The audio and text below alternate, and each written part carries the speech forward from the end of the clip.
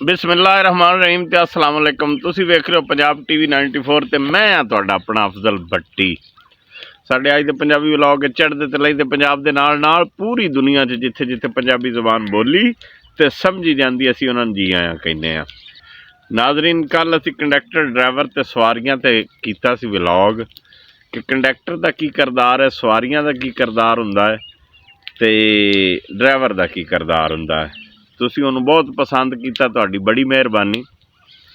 अज असी ना साडा जिहड़ा कह लो कि कौमी हांडी पंजाबियां दी एक कौमी खेल हुंदा है, इवें जिहड़ी साडी कौमी हांडी है ना पंजाबियां दी, वो आ साडे मगर खड़ी है। तसल्ली ना वेख लो, इहनूं कहंदे ना साग। आ पट्ठियां दे विच हुंदा आ, ਇਹ ਬਰਸੀਨ है ते ਇਹ साग। ये है साडी कौमी हांडी। ये हुण पंजाब विच ना आ 2 महीने ये रोज़ ही पकना है। आ तुहानूं शहरां वालिआं नां लईए ना साग, तुसीं कहंदे आ साग। हाय, तुहानूं नसीब जो हुंदा है कोई 3-4 सालां बाद जे कोई इत्थों पिंड चों लै गया भोरा साग पका के ते तुहानूं किसी ने भोरा क देता ते विच मक्खण मुक्खण होया, तुसीं कहना आहा। साडे 2 महीने हुण घरों ही नहीं निकलना। आ जाओ तुसीं लै जाओ शहर वाले। ये साडी कौमी हांडी आ। हुण 2 महीने साग ही माइयां ने भी जान छडाउणी है। उन्हां नूं पता कि दे के पका के रख दिओ, आपे खांदे रहणगे। पिंडां च घिओ शिओ लभ जांदा ना देसी, कि फिर माइयां जान छडाउंदियां भी आ 8-10 दिन साडे हांडी तो जिहड़ा ना जान छुट गई।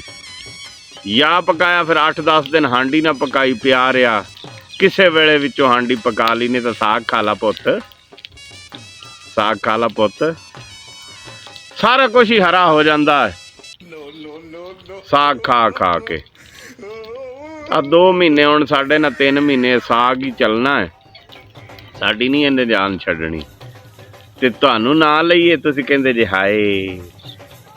हुंदा चंगा है, लेकिन किसी चीज़ का भी ज़्यादा हो जाना वो फिर नुकसानदेह हुंदा ना।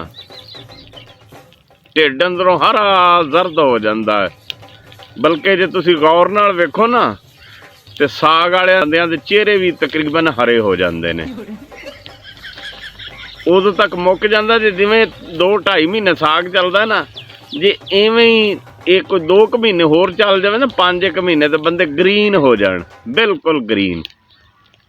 आ खड़ा जे साग, चौधरी साग शरीफ। इसकी बड़ी अहमियत पंजाब विच। ते जदों ये पकदा है ना, माशाअल्लाह, एक देग दा बालन, मतलब एक देग कोरमे दी बनाईए, बीफ दी या मटन दी, भी उहदे थल्ले जिहड़ा बालन लगदा है ना, शहरां तो हुण देगां गैस गूस ते पकदियां ना, पिंडां 'च हाले भी बालन ते ही पकदियां ने। उहदे थल्ले जिहड़ा 1.5 मन 2 मन बालन लगदा है ना, वो ये चौधरी साग शरीफ ते ही लगदा है बालन। कहण नूं कह दिंदे ने कि मुफ्ती दी हांडी है। इहदा तुहानूं खर्चा गणाईए ना, या इहदी रैसपी जो जो कुछ इहदे च पैंदा है, तुहाडी तबीयत दुरुस्त हो जाए, तुसीं तो पका ही नहीं, अफोर्ड ही नहीं कर सकते। तुसीं शहरां वाले साग नूं, ये पिंडां वाले ही अफोर्ड कर सकते हैं। मतलब तुसीं अगर साग खरीदण वास्ते जाओ, तुहानूं पहले तो 5 किलो साग लैना पैगा। ते लाहौर जैसे या वड्डे शहर दे विच साग तुहानूं वो भावें महंगा दे देण, तुहानूं की पता साग की रेट है। उत्थे तो तुहानूं 200 रुपए किलो भी दे देण तो तुसीं लै लेना। हाँ, बड़ी नायाब चीज़ हैगी, साग ले ले, बहुत नायाब चीज़ है, बड़ा अच्छा बनता है। वो तो 200 रुपए किलो दे देना, 1000 का तो उन्होंने तुहानूं साग ही दे देना 5 किलो। इत्थे 3 रुपये किलो भी नहीं, मतलब मरब्बे ही लियाना फ्री हैगा। साग, बाथू, मेथी, धनिया, हरी मिर्च, लाल मिर्च, अदरक, लसन, प्याज, बहुत लवाजमात हैं। वो बीबियां नूं बहुता पता हुंदा, फिर असीं तो फिर खाण वालिआं च हुंदे आ, ते वो बहुत कुछ इहदे विच पैंदा है। ਫਿਰ ਜਾ ਕੇ ਸਾਗ ਤਿਆਰ ਹੁੰਦਾ। ਫਿਰ ਸਵੇਰੇ ਬੀਬੀਆਂ ਇਹਨੂੰ ਰੱਖਦੀਆਂ ਨੇ ਤੇ ਥੱਲੇ ਅੱਗ ਡਾਹ ਦਿੰਦੇ ਨੇ। ਮੇਰੇ ਵਰਗਾ ਬੈਠਾ ਹੁੰਦਾ, ਡਾਈ ਰੱਖ ਅੱਗ, ਡਾਈ ਰੱਖ। ਉਹ ਪਹਿਲੇ ਬੁੱਸ ਬੁੱਸ ਬੁੱਸ ਬੁੱਸ ਬੁੱਸ ਕਰਦਾ ਰਹਿੰਦਾ ਸਾਗ। ਫਿਰ ਜਦੋਂ ਇਹਦਾ ਪਾਣੀ ਪੂਣੀ ਸੁੱਕਦਾ ਹੈ ਜਾਂ ਥੋੜ੍ਹਾ ਜਿਹਾ ਗਲਦਾ, ਫਿਰ ਬੀਬੀਆਂ ਮੱਧਣਾ ਲੈ ਕੇ ਬਹਿ ਜਾਂਦੇ। ਬਲਕਿ ਉਹ ਵੀ ਬਹੁਤਾ ਬੰਦਿਆਂ ਨੂੰ ਕਹਿੰਦੀਆਂ ਨੇ ਮੱਧ ਇਹਨੂੰ ਹੁਣ ਸਾਗ ਨੂੰ। ਫਿਰ ਵਿੱਚ ਆਟਾ ਪਾਉਂਦੀਆਂ ਨੇ। ਇਹ ਚੜ੍ਹਦੇ ਤੇ ਲਹਿੰਦੇ ਪੰਜਾਬ ਦਾ ਦੂਸਰਾ ਕੌਮੀ ਖਾਣਾ ਹੈ ਆ ਚੌਧਰੀ ਸਾਗ ਸ਼ਰੀਫ। ਜਿਵੇਂ ਕੌਮੀ ਖੇਲ ਹੁੰਦਾ ਹੈ, ਇਵੇਂ ਸਾਗ ਕੌਮੀ ਖਾਜ ਹੈਗਾ ਜੇ। ਚੜ੍ਹਦੇ ਤੇ ਲਹਿੰਦੇ ਪੰਜਾਬ ਦੀਆਂ ਬੀਬੀਆਂ ਸਾਗ ਨੂੰ ਬਹੁਤ ਅੱਛੇ ਤਰੀਕੇ ਨਾਲ, ਉਂਝ ਹੈ ਵੀ ਚੰਗਾ। ਐਵੇਂ ਤੁਸੀਂ ਨਾ ਬਹੁਤਾ ਸਾਗ ਦੇ ਸਿਰ ਹੀ ਨਾ ਹੋ ਜਾਇਆ ਜੇ, ਸਾਗ ਖਾਣਾ ਛੱਡ ਹੀ ਨਾ ਦਿਆ ਜੇ। ਉਂਝ ਸਾਡਾ ਤਾਂ ਫਿਰ ਇਹ ਮੁਕਤੀ ਦਾ ਨਾ, ਤਾਂ ਅਸੀਂ ਕਹਿਣ ਡਏ ਹਾਂ। ਤੁਹਾਨੂੰ ਤਾਂ ਕਦੀ ਕਦੀ ਲੱਭਣਾ ਸ਼ਹਿਰਾਂ ਵਾਲਿਆਂ ਨੂੰ। ਤੇ ਬਹੁਤ ਅੱਛਾ। ਹਾਏ ਹਾਏ ਹਾਏ, ਸਾਗ ਪੱਕਾ ਹੋਵੇ।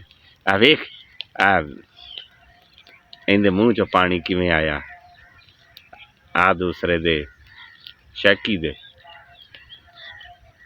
ਇਹ ਜਿਹੜਾ ਨਾ ਸਾਗ ਪੱਕਾ ਹੋਵੇ, ਦੇਸੀ ਘਿਓ ਦਾ ਤੁੜਕਾ ਲੱਗਾ ਹੋਵੇ, ਅਦਰਕ ਵਿੱਚ ਪਾਈ ਹੋਵੇ, ਹੈਂ, ਲਸਣ ਪਾਇਆ ਹੋਵੇ, ਧਨੀਆ ਪਾਇਆ ਹੋਵੇ। ਹਾਏ ਹਾਏ ਹਾਏ, ਸਾਗ ਨਾ ਬਹੁਤਾ ਵਿੱਚ ਮੱਖਣ ਫਿਰੇ, ਮੱਕੀ ਦੀ ਰੋਟੀ ਹੋਵੇ ਤੇ ਫਿਰ ਬੰਦਾ 4-5 ਰੋਟੀਆਂ ਸਿੱਟੇ ਅੰਦਰ ਤੇ 3 ਕੁ ਸਿਰ ਸਾਗ ਅੰਦਰ ਸਿੱਟੇ ਤੇ ਨਾਲ ਕੁੱਜਾ ਕ ਲੱਸੀ ਦਾ ਪੀਵੇ। ਆ ਹਾ ਹਾ ਹਾ, ਕਿਆ ਕਹਿਣੇ। ਕੁੱਜਾ ਪੂਰਾ ਲੱਸੀ ਦਾ ਪੀਵੇ ਤੇ ਫਿਰ ਆਚਰ ਕੇ ਚੰਗੀ ਤਰ੍ਹਾਂ ਤੇ ਫਿਰ ਐਵੇਂ ਅਧਮੋਇਆ ਜਿਹਾ ਹੋ ਕੇ ਪਰਾਂ ਪਿਆ ਹੋਵੇ ਤੇ ਸ਼ਾਮੀ ਉੱਠੇ ਤੇ ਸ਼ਾਮੀ ਫਿਰ ਸਾਗ ਖਾ ਲਵੇ। ਇਹੀ ਚੱਕਰ ਰਹਿੰਦਾ ਹੈ ਇਹਨਾਂ ਦਿਨਾਂ 'ਚ। ਬਾਕੀ ਸਾਗ ਜਿਹੜਾ ਨਾ ਸਾਡਾ ਪੰਜਾਬ ਦੀ ਸੌਗਾਤ, ਇਹ ਸੌਗਾਤ ਹੀ ਆ। ਹੁਣ ਸਾਨੂੰ 2 ਮਹੀਨੇ ਨਾ ਤਾਂ ਕੋਈ ਬਿਰਿਆਨੀ ਸ਼ਰਿਆਨੀ, ਕੋਈ ਪਲਾ ਸ਼ਲਾ, ਇਹ ਚੀਜ਼ਾਂ ਨਹੀਂ ਹੁਣ ਲੱਭਣੀਆਂ ਸਾਨੂੰ। ਹਰ ਵੇਲੇ ਹੁਣ ਅੱਗੋਂ ਸਾਗ ਹੀ ਤਸ਼ਰੀਫ ਫਰਮਾ ਹੋਣਾ। ਆ ਪਿਆ ਫਰਿੱਜ ਚੱਕ ਕੇ ਖਾ ਲਾ ਸਾਗ।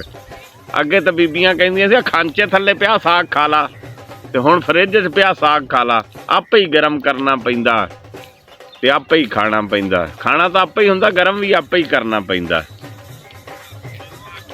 ਤੇ ਅੱਜ ਦਾ ਵਲੌਗ ਸਾਡਾ ਸਾਗ ਤੇ ਹੀ ਹੈ। ਤੇ ਤੁਸੀਂ ਕੋਸ਼ਿਸ਼ ਕਰਕੇ ਮੰਡੀ 'ਚੋਂ ਸ਼ਹਿਰਾਂ ਵਾਲੇ ਸਾਗ ਲਿਆਓ, ਪਕਾਓ। ਤੁਹਾਡਾ ਤਾਂ ਕਮ ਅਜ਼ ਕਮ 5000 ਰੁਪਈਏ ਖਰਚਾ ਆ ਜਾਂਦਾ ਸਾਗ ਤੇ, ਜੇ ਤੁਸੀਂ ਪਕਾਓ ਤਾਂ। ਸਾਡਾ ਮੁਫਤੀ 'ਚ ਸਰ ਜਾਂਦਾ। ਬਾਲਣ ਵੀ ਅਸੀਂ ਮਰੱਬਿਓਂ ਹੀ ਲੈ ਆਉਣਾ ਹੁੰਦਾ, ਕੋਈ ਢਿੰਗਰ ਝਿੰਗਰ ਹੁੰਦਾ ਹੀ ਹੈ। ਬਲਕਿ ਸਾਡਾ ਬਾਲਣ ਘਰੇ ਇਕੱਠਾ ਕੀਤਾ। ਬਾਕੀ ਆਪਣਾ ਖਿਆਲ ਰੱਖਿਆ ਜੇ ਆਪਣੇ ਸਾਗ ਦਾ, ਉਹ ਮੇਰਾ ਮਤਲਬ ਆਪਣੇ ਬੱਚਿਆਂ ਦਾ ਹੀ ਖਿਆਲ ਰੱਖਿਆ ਜੇ, ਤੇ ਰੱਬ ਰਾਖਾ।